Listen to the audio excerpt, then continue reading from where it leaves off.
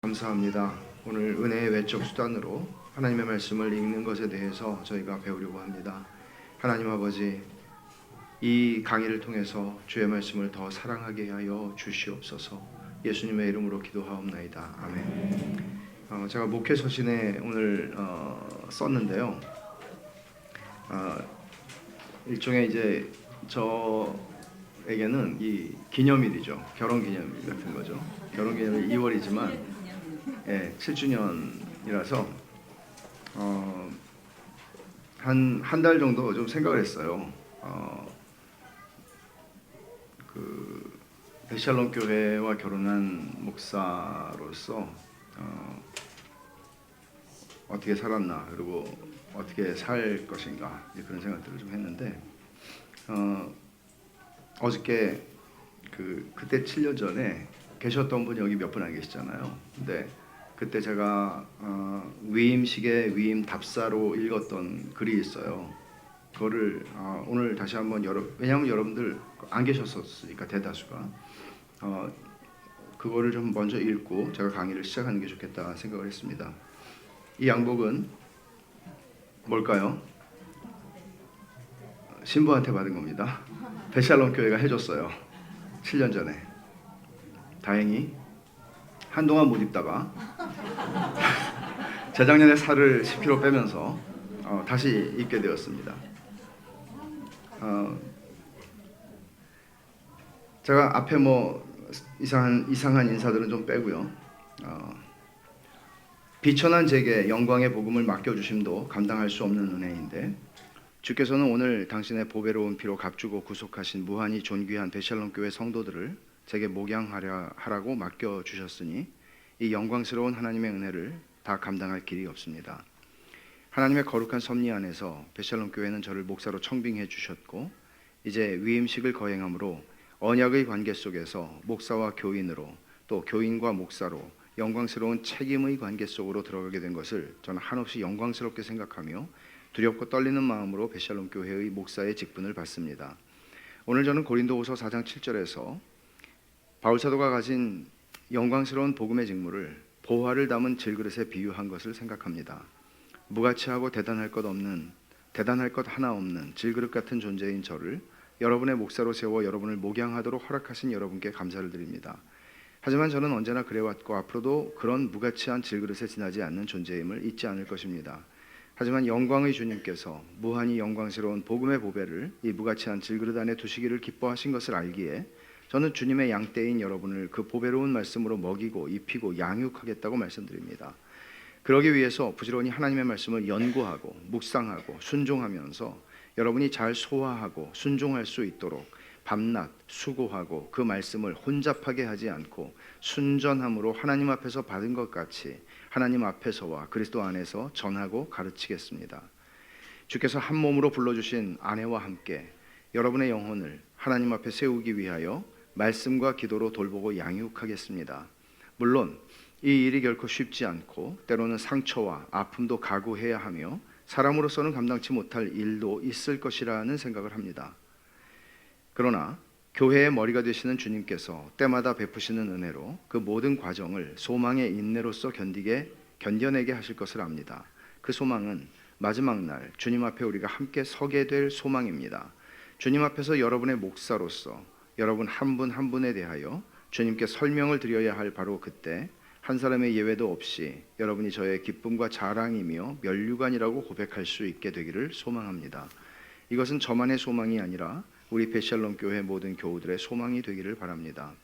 제게는 한 가지 포기할 수 없는 이상이 있습니다. 그것은 성경적인 교회를 세우는 것입니다. 우리가 살아가는 이 배교의 시대에 오직 하나님의 말씀의 능력으로만 설명될 수 있는 교회가 되는 것입니다. 그 어떤 인간적인 요소에 의해서 설명될 수 없는 교회를 세우는 것입니다. 오직 하나님의 말씀이 이끌고 가는 교회 말입니다. 어떤 장애와 좌절이 주어지든 우리가 가야 할 길, 우리가 선택해야 할 길은 이 길밖에 없다는 것을 저는 분명히 압니다. 주님께서 제 등에서 십자가를 벗겨주실 때까지 십자가를 내려놓지 않고 주님께서 제게 면류관을 주시기까지 스스로 면류관을 취하지 않으며 하나님의 영광과 교회의 영적인 유익을 위해서 베샬롬 교회 목사의 직분을 감당하도록 기도해 주시기를 겸손히 부탁드립니다. 구주께서 그 보혈로 값주고 사신 베샬롬 교회의 목사로 위임을 받는 이 자리에서 모든 영광과 존귀와 찬송과 감사를 홀로 성삼위 하나님께 올려드립니다. 감사합니다. 다시 읽으니까 오늘 결혼하는 것 같네요.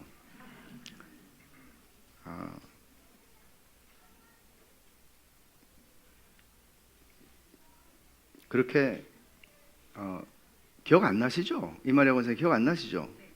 예, 권사님 기억 안 나시죠? 예, 그때 제가 이걸 읽었어요. 오늘 강의를 시작하겠습니다. 그날 받은 양복을 입고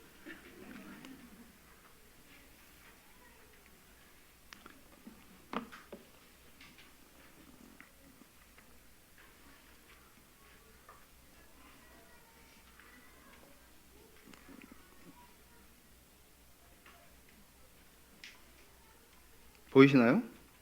화면에 나오나요? 네, 오늘 은혜의 외적 수단 말씀 읽는 것, 말씀과 성례와 기도 이 세 가지를 하면 웨스트민스터 대요리문답 다 마치게 됩니다. 그래서 오늘 말씀 읽기에 대한 것인데 155문을 한번 보죠. 말씀이 어떻게 구원을 위해 효과적으로 사용됩니까? 중요하죠. 이걸 아는 건 중요하죠. 한번 답을 같이 읽어보겠습니다. 하나님의 성령께서는 말씀을 읽는 것, 특별히 말씀을 설교하는 것을 효과적인 수단으로 사용하셔서 죄인을 이해시키시고 깨닫게 하시고 겸손하게 하시며 죄인들을 그들 자신에게서 끌어내어 그리스도께로 이끄십니다. 또 죄인들이 그리스도의 형상을 따르게 하시고 그리스도의 뜻에 복종하게 하시고 유혹과 부패에 맞설 수 있도록 그들을 강하게 하시고 세우시고 구원에 이르는 믿음으로 죄인들의 마음을 거룩함과 위로로 굳게 세우셔서 말씀이 구원을 위해 효과적으로 사용되게 하십니다. 여기 제일 먼저 하나님의 성령께서는 그렇게 얘기를 했잖아요. 하나님의 성령께서는 하나님의 성령께서는이라고 하나님의 성령께서는 말씀 읽는 것, 말씀 설교를 통해서 사용하셔서 죄인을 이해시키시고 이렇게 하신다. 그러니까 이 말은 굉장히 중요한 건데요. 특별한 경우에는 하나님이 성령께서 성경 없이 복음 전도자 없이 어떤 사람을 구원하실 수 있을까요, 없을까요? 있습니다. 그렇게 하실 수 있습니다. 예를 들면 한 1980년대일 걸로 기억하는데요. 알제리에서 한 마을에서 사람들이 꿈을 꾸는데 예수님을 만난 거예요. 꿈에서 예수님을 만났는데 다 무슬림이잖아요. 너무 말을 할 수가 없잖아요. 꿈에 그 모하메드를 만나야지 예수님을 만나면 어떻게 해요? 불경스럽게. 그래서 꿈을 꾸고 고민하는데 근심의 빛들이 보이니까 서로 얘기를 하는데 다 예수님을 만난 거예요, 꿈에. 그래가지고 알제리의 그 마을에서 대규모로 회심이 일어난 일이 있는데, 이제 때로는 하나님께서 그런 방식으로 굉장히 비상한 방식이죠. 비상하다는 것은 상시적인 방식이 아니라는 것입니다. 비상한 방식으로 하나님 그런 일을 하십니다. 그러나 말씀 자체는 성령의 도우심 없이는 구원을 이루지 못합니다. 그러니까 어떤 사람은 성경 박사가 될 수도 있겠죠. 그러나 성령의 도우심이 없으면 이 말씀을 통해서 구원을 이룰 수가 없습니다. 은혜를 받을 수가 없습니다. 이 말은 우리가 성경을 읽을 수 있고 매일 성경 묵상하고 할 수 있어요. 그러나 그것이 종교적인 행위 자체로 끝나지 않게 하려면 우리는 배고파야 합니다. 이거예요. 하나도 배가 안 고픈데 거기다가 뭐 한 10만 원짜리 뷔페 음식을 그 입장권을 줬다고 입장권이 데리고 갔다고 해보세요. 막 지금 라면을 2개를 배고파가지고 먹었는데 무슨 소용이 있겠습니까? 그런 것들이 가서 먹는 신용은 하지만, 그러니까 정말 중요한 거는 우리가 성경을 읽었다 안 읽었다 이런 차원이 아니라 은혜에 대한 갈망이 없으면 힘들다는 거죠. 그래서 성령의 구원 사역 없이 성경은 일반 은총으로 죄를 억제하고 양심을 자극할 수 있다 하는 얘기는 아까 제가 일반 은총에 대해서, 일반 은혜에 대해서 말했잖아요. common grace라고 하는, 일반 은혜라고 하는 것은 그냥 모두에게 공통적으로 주어지는 거예요. 그래서 그것은 이렇게 하다가 내가 지옥 가겠지, 그냥 이런 생각을 한다든지 이런 방식으로도 할 수 있지만, 구원의 역사가 이 말씀을 통해 일어나는 것, 구원과 관련된 역사가 일어나는 것은 성령님이 도우셔야 된다는 것입니다. 그래서 호텔 방에 왜 옛날에는 기도원 성경, 요즘에는 그런 거 별로 없더라고요. 옛날에는 이렇게 좀 국제적인 체인이 있는 호텔에서는 다 기도원 성경이 있었는데, 그런 것을 읽고 회심했다는 얘기 들어보셨죠? 이제 호텔에서 내가 오늘 마지막 밤을 보내고 이제는 죽자, 그렇게 하고 이제 호텔에 들어갔는데, 거기서 성경이 서랍 속에 있어서 꺼내서 읽다가, 근데 그 성령께서 말씀을 통해서 일하시는 케이스들입니다. 근데 여기 보면 이런 말이 나와요. 성령님께서 말씀을 통해서 어떻게 하시냐면 납득하게 하고 겸손하게 한다, 그렇게 얘기하죠. 납득하게 하고 겸손하게 한다. 성경을 하나도 이해를 못하겠어요. 그걸 기계적으로 읽으면 될까요? 안 되죠. 성령께서는 이걸 깨닫게 하세요. 깨닫게 한다는 얘기는 우리가 성경을 아주 낱낱이 이 모든 뜻을 다 안다, 그런 얘기 아니에요. 구원에 합당한 지식을 이 말씀을 통해 깨닫게 하신다는 거예요. 최소한 이런 거겠죠. 진짜 죄인이구나 내가. 어디서도 누가 넌 죄인이야 라고 얘기하는 그런 수준의 얘기가 아니고, 진짜 절대자 앞에서 내가 정말 죄인이구나 하는 걸 인식할 수 있는 것은 성경을 통해서 성령이 일하실 때예요. 그리고 살 길이 있구나, 이런 정도의 깨달음을 성경을 통해서 우리는 충분하게 얻습니다. 성령을 통해서. 그래서 겸손하게 한다는 말을 한번 찾아보면 역대하 34장을 한번 찾아보죠.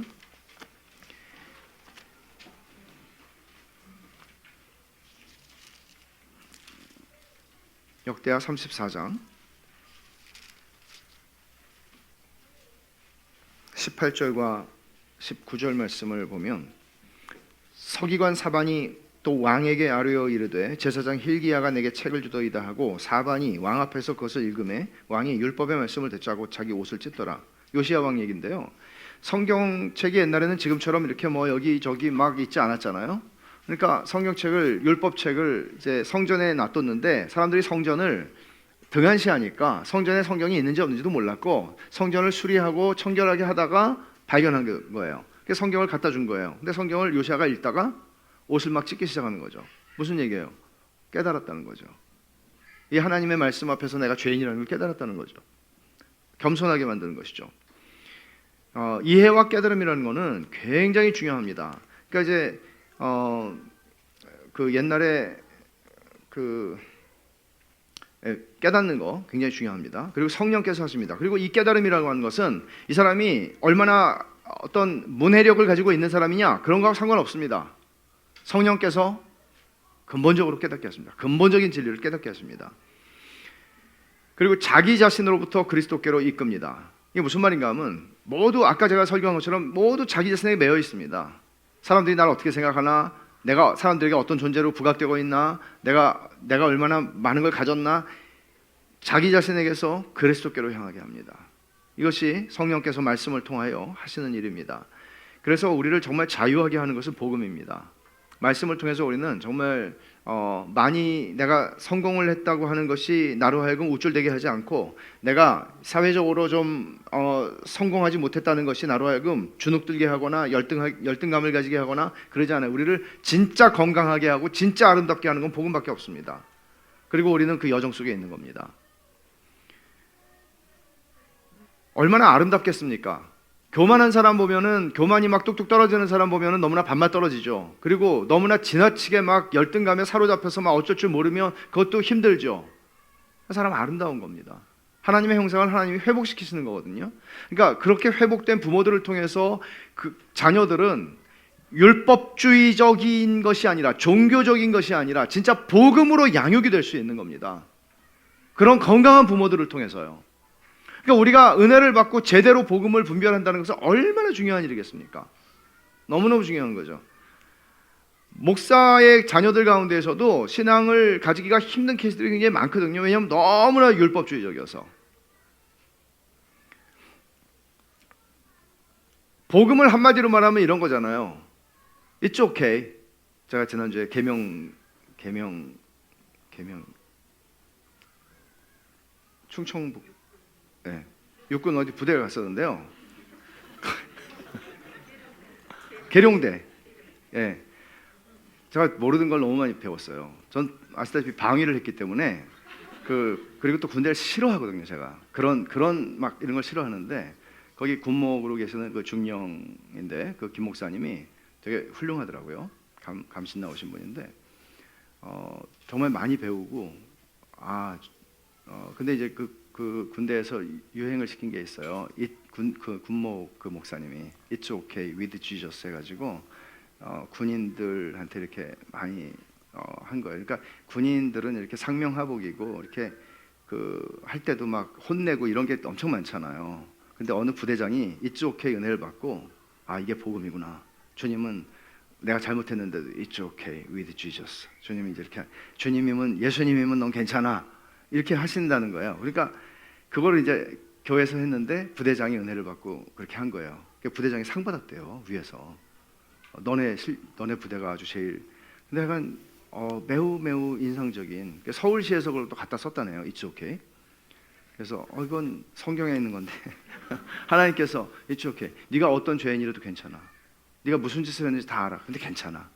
예수 그리스도가 다 덮었어. 예수 그리스도가 다 뒤집어 썼어. It's okay. 너 실패해도 괜찮아.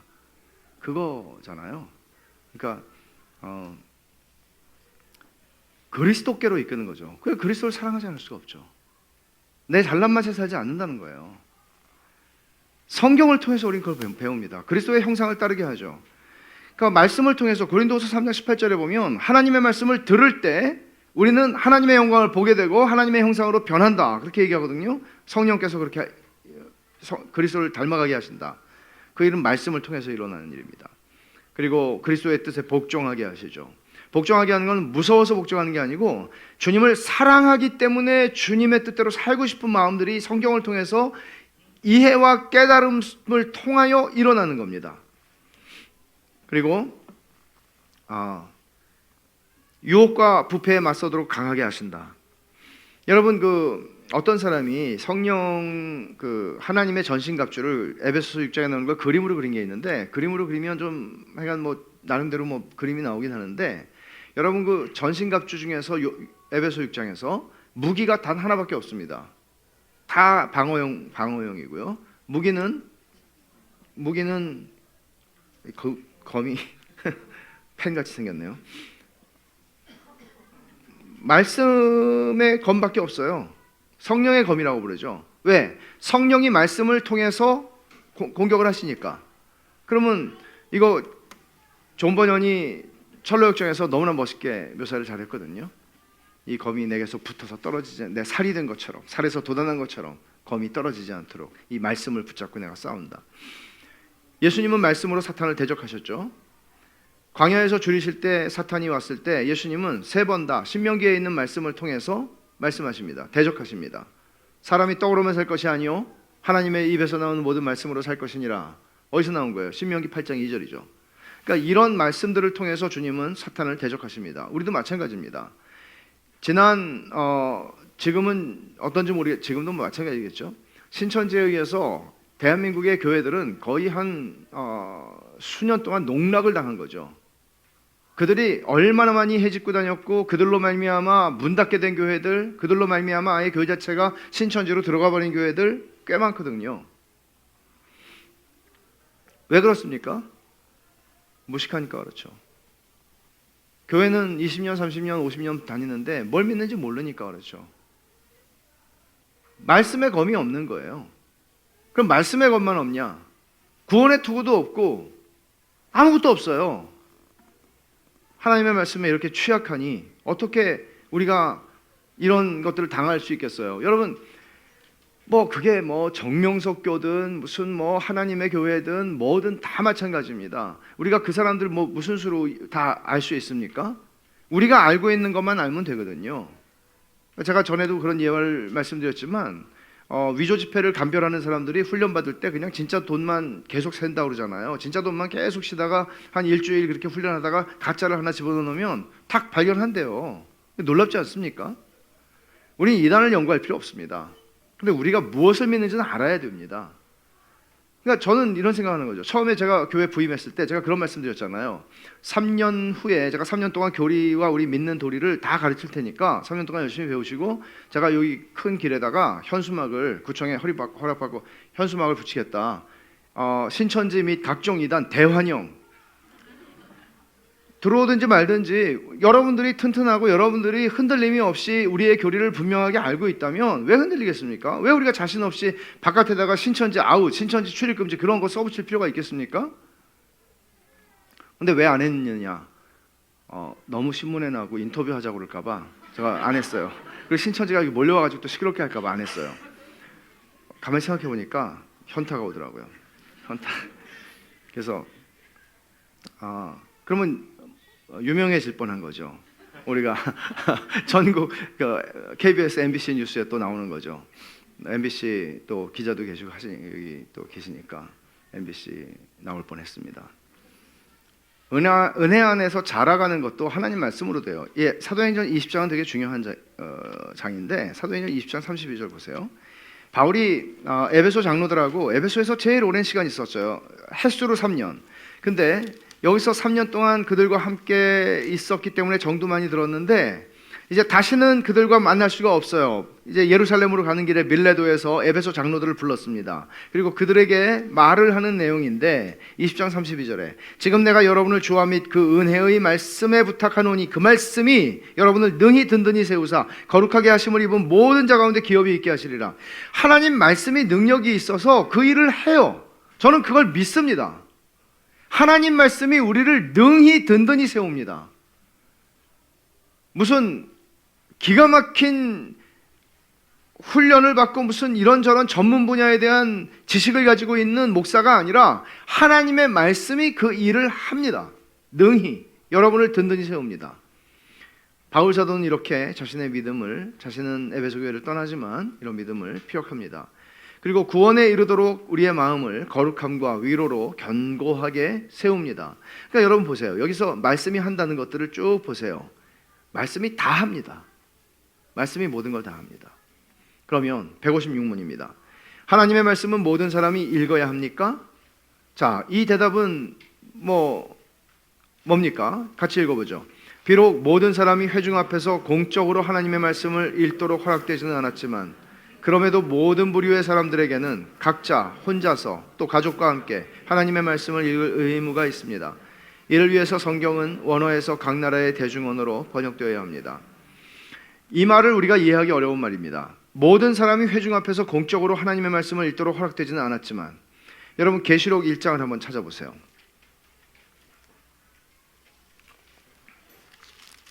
요한계시록 1장 3절 이 예언의 말씀을 읽는 자와 듣는 자와 그 가운데에 기록한 것을 지키는 자는 복이 있나니 때가 가까움이라. 여기 읽는 자라고 얘기한 것은 원래적인 의미는 뭔가 하면 앞에 나와서 성경을 읽어주는 사람입니다. 읽어주는 행위를 얘기하는 겁니다. 왜냐하면 성경을 다 가지고 있지 않았거든요. 1세기만 하더라도. 그러니까 성경을 바울이 라오디게아 교회에게 편지를 보냈습니다. 그 편지를 한 사람이, 지정된 사람이 교인들에게 읽어주는 겁니다. 구약 성경도 마찬가지죠. 그러니까 이런 식으로 성경을 읽어주는 것, 이거를 디모데전서 4장을 보면 더 정확하게 우리가 좀 이해할 수 있는데 이 성경의 1차적인 그 독자들이 어떤 식으로 이걸 이해했는가 하는 걸 보는 건데 디모데전서 4장 13절 디모데전서의 1차적인 독자는 디모데 자신이었습니다. 14절을 보면 내 속에 있는 은사 13절입니다. 내가 이를 때까지 읽는 것과 권하는 것과 가르치는 것에 전념하라. 그것은 디모데의 개인 성경 읽기를 말하는 게 아닙니다. 공적인 읽기를 말하는 것입니다. 교인들에게 성경을 부지런히 읽어주라는 얘기입니다. 교인들에게 부지런히 성경을 읽어주라는 거예요. 이게 공적인 읽기라고 얘기를 하는데 대개 이런 공적인 읽기를 아무나 하지는 않았습니다. 그 교회의 어떤 장로라든지 어떤 이런 지도자들이 보통은 했죠. 그래서 이거를 엄격하게 적용해야 한다고 생각하는 분들은 예배 시간에 공적 읽기를 합니다. 예를 들어서 오늘 본문은 고린도 후서와 에베소서였지만 공적 읽기는 예를 들어 지금 히브리서를 읽고 있다 하면은 지난 주일날 1장을 읽었으면 오늘은 2장을 누군가가 공적으로 읽는 것입니다. 그럼 우리는 그 말씀을 그대로 듣습니다. 저는 지금 우리의 예배 시간에 그것을 행하지는 않습니다. 그 이유는 두 가지인데 처음에 제가 미국에서 개척했을 땐 그거 했어요. 두 가지인데, 첫째는 우리 모두에게 성경이 주어져 있다는 것, 그리고 성경 본문을 가지고 설교를 하고 있기 때문이기도 한데요.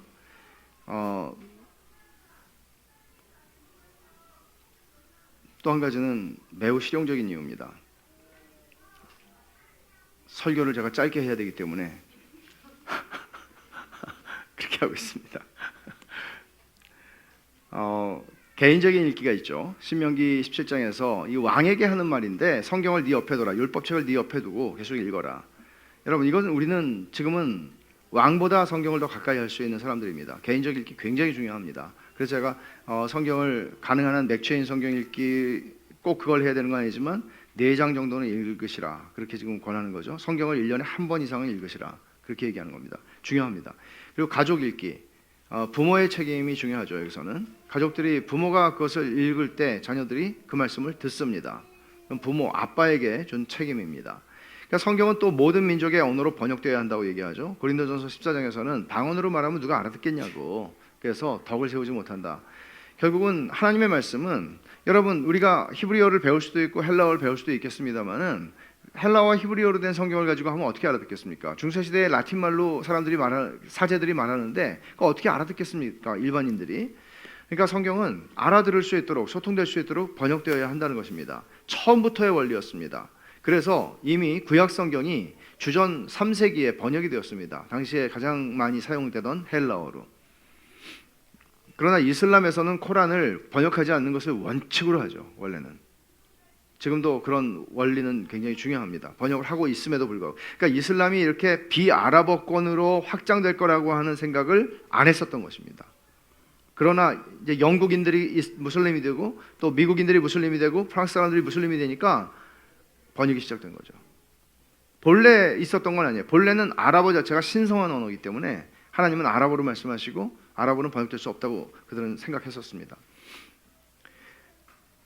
택하신 자들을 구원하는 데 효과적인 수단으로 하나님의 말씀을 사용하시기 때문에, 그 택하신 자들을 구원하는 데 효과적인 수단이라는 것은 중생이 일어나는 것, 거듭남이 일어나는 것도 베드로전서 1장 23절에 항상 있고 썩지 아니한 하나님의 말씀으로 거듭난다. 야고보 1장 18절에 하나님의 말씀으로 내가 너희를 낳았다. 중생은 하나님이 말씀으로 행하시는 일입니다. 성령께서. 그리고 믿음도 마찬가지입니다. 로마서 10장 18절에 믿음은 들음에서 나며 들음은 그리스도의 말씀으로 말미암는다 그러죠. 그러면 하나님의 말씀을 듣는 거 그렇게 중요합니다. 듣는 거. 그러니까 이 듣는다는 것을 1세기의 문맥에서 보면 성경을 읽어주는 걸 듣는 겁니다. 그러나 물론 그 말씀을 설명을 했습니다. 설교가 있었습니다. 그리고 우리는 성경을 듣는 것도, 그리고 설교를 듣는 것도 여기에 포함되는 것입니다. 회개도 그렇습니다. 요한복음 16장 8절에 성령께서는 죄를 책망하신다고 말씀하시는데, 죄를 책망하는데 어떻게 하시겠습니까? 성경을 통해서 하시는 것이죠. 자, 167문입니다. 하나님의 말씀을 어떻게 읽어야 합니까? 같이 보죠. 우리는 하나님의 말씀을 크게 높이며 경건하고 매우 존경하는 마음으로 읽어야 합니다. 성경이 바로 하나님의 말씀이며 하나님께서만이 우리가 성경을 이해하게 하실 수 있다는 굳은 확신을 가지고 읽어야 합니다.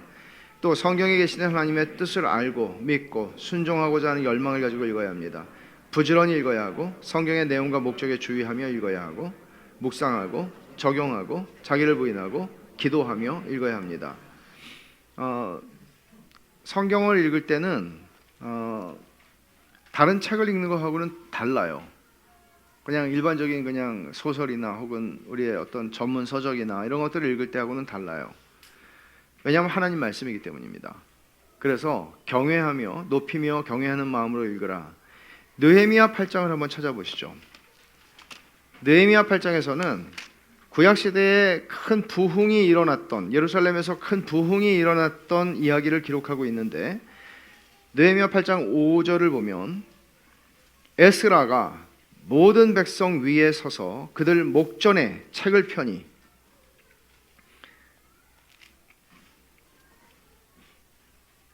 책을 펼 때에 모든 백성이 일어서니라. 에스라가 위대하신 하나님 여호와를 송축하며 모든 백성이 손을 들고 아멘 아멘 하고 응답하고 몸을 굽혀 얼굴을 땅에 대고 여호와께 경배하니라. 여기서 제가 주목하려고 한 게 이거예요. 에스라가 모든 백성 위에 서서 그들 목전에 책을 펴니 백성들이 어떻게 했나요? 일어섰습니다. 그러니까 우리는 일어설 수 없는 교회 생활을 하고 있잖아요. 그래서 이런 것들이 말씀을 들을 땐 일어서라고 하는 것은 아니지만, 여러분들이 어떤 교회를 가보시면 그렇게 예배드릴 때 이제 우리 아이들이 나와서 성경 봉독하잖아요. 이것은 하나님의 말씀입니다 하고 읽을 때 사람들은 일어서라고 하지 않지만 다 일어서는 그런 관습을 가지고 있는 교회들도 있어요. 근데 왜 그런가 하면 여기서 나온 거거든요. 하나님의 말씀, 그러니까 앉아서 하나님의 말씀 듣지 않는다, 뭐 이런 약간 그런 경외하는 마음을 표현하는 것입니다. 그리고 출애굽기 24장에 보면 하나님이 이제 율법의 말씀을 주시자 모세를 통해서 이스라엘 백성에게 말씀하시니까 이스라엘 백성들의 아주 이구동성으로 그들은 여호와의 모든 말씀을 순종하겠나이다 라고 대답을 해요. 근데 이런 것들이 사실은 하나님의 말씀을 대하는 태도라는 것입니다. 순종하겠다는 것이죠.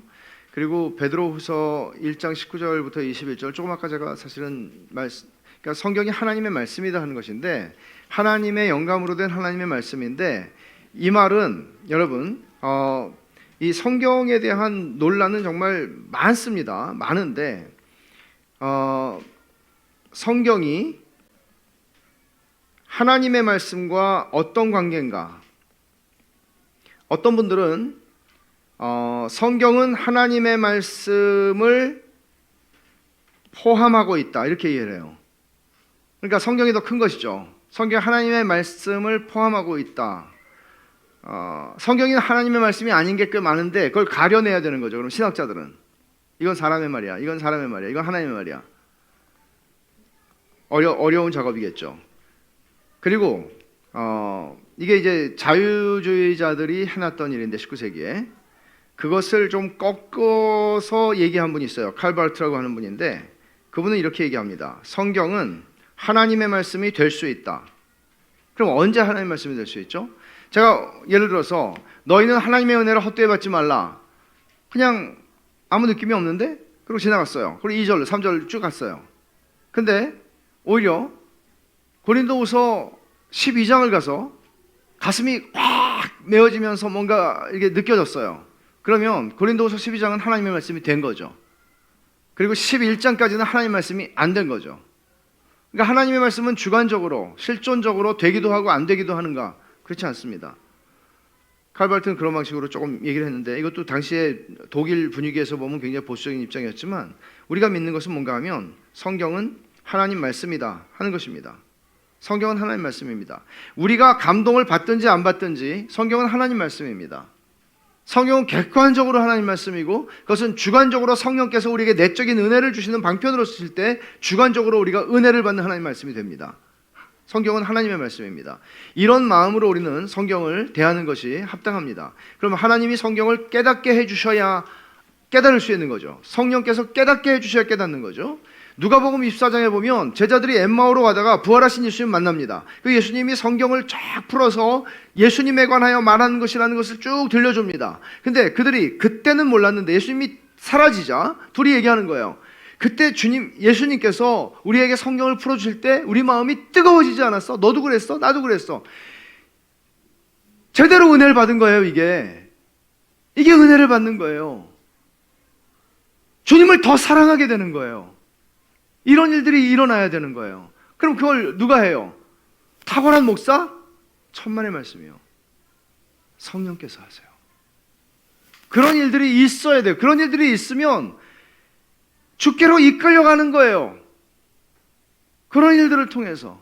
그런 일들이 인생에서 최초로 일어났을 때 그걸 회심이라고 얘기해요. 거듭남이라고 얘기할 수도 있어요.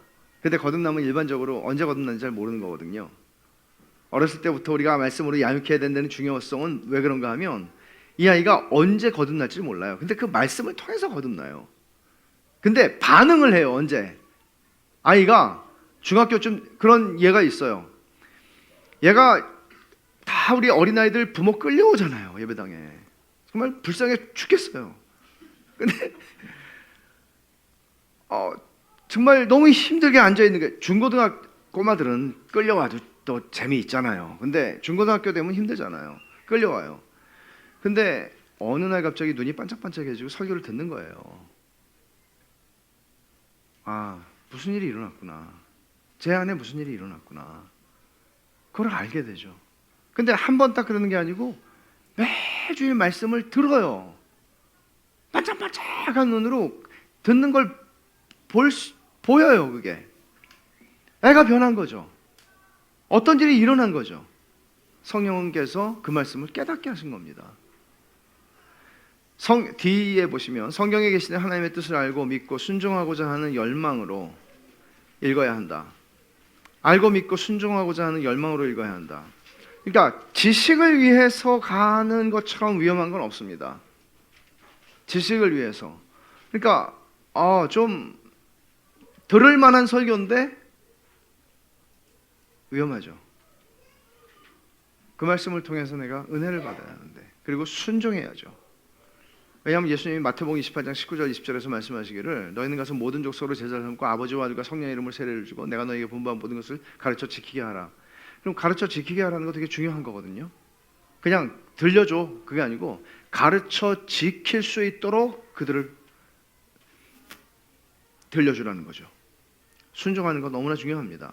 그러니까 여러분, 제가 10계명을 강의할 때 그 웨스트민스터 대의리 문답으로 호세아에 있는 말씀을 했잖아요. 하나님께서 이렇게 말씀하시는데 이건 나하고는 상관없어. 이렇게 보는 태도가 이스라엘 백성들한테 있었다는 것.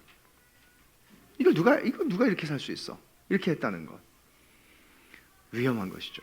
그리고 부지런히 읽으라고 얘기를 하죠. 부지런히.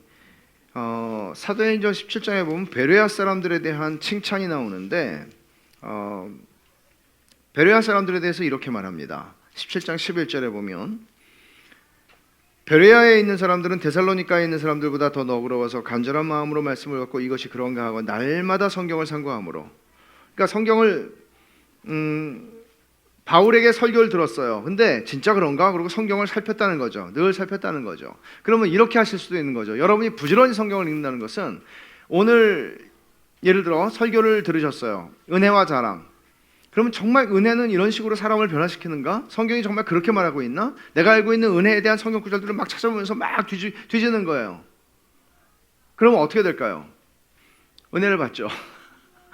은혜를 받죠. 와, 진짜 그러네. 진짜 그러네.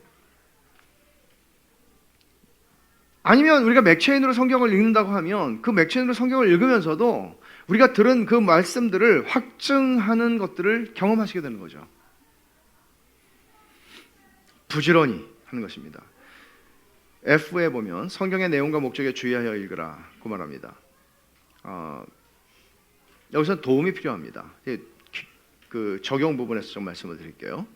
그러니까 이해하려고 생각을 하면서 읽으라는 거죠. 그냥 쫙 읽어버리려고 하지 말고. 그래서 그 다음에 묵상함으로라고 하는 말은 묵상하는 자는 죄로 묵상하는 자는 복이 있다 그랬는데 생각하고 읽으라는 거예요. 말씀을 읽어치우지 마십시오. 읽어치우지 마십시오. 그 다음에 적용함으로 읽어라. 묵상이 좋은 적용을 가져오죠. 생각을 많이 하면은요, 어떻게 해야 할 것인가에 대한 것들이 나오죠. 그 다음에 자기를 부인하면서 읽어라. 지성을 의지하지 말라는 얘기예요. 이게 자기 부인, 여기서 얘기하는 자기 부인은 내가 생각할 때는 이게 좀 말이 안 되네. 이런 방식으로 내 지성과 하나님의 말씀이 계급장 띄고 만난다는 생각을 가지고 하지 말고 겸손함으로 읽어야 된다는 것이죠. 기도하면서 읽으라. 성령의 조명하심을 구하는 거죠. 깨닫게 하여 주십시오. 교훈과 적용입니다. 말씀을 읽고 듣고 읽는 일에, 말씀을 읽고 듣고 읽고 듣는 일에 비용을 아끼지 말라. 어떤 비용을 아끼지 말아야 돼요? 시간 비용을 아끼지 말아야 합니다. 여러분, 이거를 여러분 결심한다고 되는 게 아니고요. 시간을 떼어놓지 않으면, 예를 들어서 내가 30분 일찍 일어나야 되겠다는 알람 시간을 바꾸지 않는 한 안 일어납니다. 그런 일을 하셔야 합니다. 시간 비용, 돈은 조금 이따 제가 말씀드릴게요.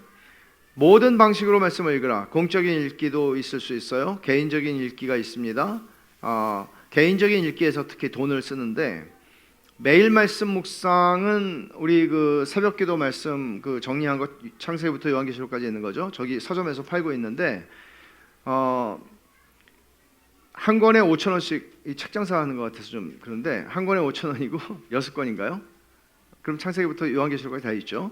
근데 이거는 참고로 7년 전에 6년 전에 건당 한 8,000원씩 들여서 만든 것을 교인 여러분에게 5,000원에 모시고 있습니다. 예, 그거를 가지고 유익을 얻으실 수 있어. 성경 읽으시면서. 그리고 스터디 바이블을 하나 구입하시기를 저는 권해요. 스터디 바이블이 지금 한국말로 번역되어 있는 게 굉장히 많습니다. 제가 추천하는 것들만 써놨는데 ESV 스터디 바이블, 성경신학 스터디 바이블, 에브리데이 스터디 바이블, 개혁주의 스터디 바이블. 근데 요거는 번역은 안 된 건데 시스테마틱 디얼러지 스터디 바이블이라는 게 있는데 이거는 영어로 된 거예요. 영어로 된 건데 원하시는 분 저에게 카톡을 주시면 일본어로 카톡 주신 분에게 보내드리겠습니다. 아니 드리겠습니다. 왜냐? 아마존에서 한 권을 주문했는데 2권이 왔더라고요. 근데 이 조직 신학 스터디 바이블은 이게 뭐가 좋은가 하면요, 성경에 나오는 그것에 관련된 교리들, 그 본문에 관련된 교리들을 쭉 설명을 해놓은 거예요. 그러니까 정말 유익한 성경이죠. 이것도 번역이 곧 되기를 바라는데 제가 추천하는 거는 ESV 스터디 바이블하고 성경신학 스터디 바이블 2가지를 추천을 드리고 싶습니다. 대략 10만 원 정도 하는데 이렇게 여러분들이 이런 성경을 가지고 성경을 읽으시면은요, 일취월장할 가능성이 큽니다. 성경에 이해하지 못하는 부분들을 바로 밑에 있는 설명들을 읽으면서 이해하면서 가실 수 있으니까요. 성경신학 스터디 바이블은 전자책으로도 나와 있습니다. 가정에서 읽기입니다. 부모의 책임을 방기하지 마십시오. 부모님들이 가정에서 가정예배에서 성경을 읽는 것은 대단히 중요한 것입니다. 내 영혼을 위해서일 뿐만 아니라 나에게 허락하신 자녀들의 인생, 그들의 영혼을 위해서 중요합니다. 그래서 여기서 가르치는 모든 합당한 태도로 읽고, 또 모든 읽을 때 기억할 것은 하나님이 내게 은혜 주시기를 기뻐하신다는 사실을 알고 읽는 것입니다. 내가 은혜가 필요한 만큼, 그리고 내가 은혜가 필요한 것을 아는 만큼 하나님은 내게 은혜 주시기를 원하십니다. 그러니까 잘 맞는 거죠. 우리는 그렇게 말씀을 통해서 은혜 받는 자리에 서셔야 합니다. 그렇지 않으면 그 빈자리를 어떤 사람도 도와줄 수 없습니다. 기도하겠습니다. 하나님 아버지, 감사합니다. 하나님께서 저희들에게 남겨주신 것이 성경밖에 없습니다. 그리고 성령께서 믿는 자들의 마음에 오셔서 그 말씀을 깨닫게 하시고 이해하게 하시고, 그 말씀을 통해서 그리스도를 보게 하시고, 저희 자신이 누구인지를 알게 하시고, 저희들을 그 믿음 안에서 날마다 세워가는 능력의 말씀으로 성령께서 사용하시는 줄 압니다. 하나님 아버지, 일생 동안 사는 동안 이 말씀을 통해서 저희가 더 강건하게 세워지는, 겉사람은 후패할지라도, 낡아질지라도 저희의 속사람은 점점 더 왕성해져가는 그런 복된 인생이 되기를 원합니다. 주님, 말씀을 통해 그 일이 저희의 삶에 일어나게 하여 주시옵소서. 예수님의 이름으로 기도하옵나이다. 아멘.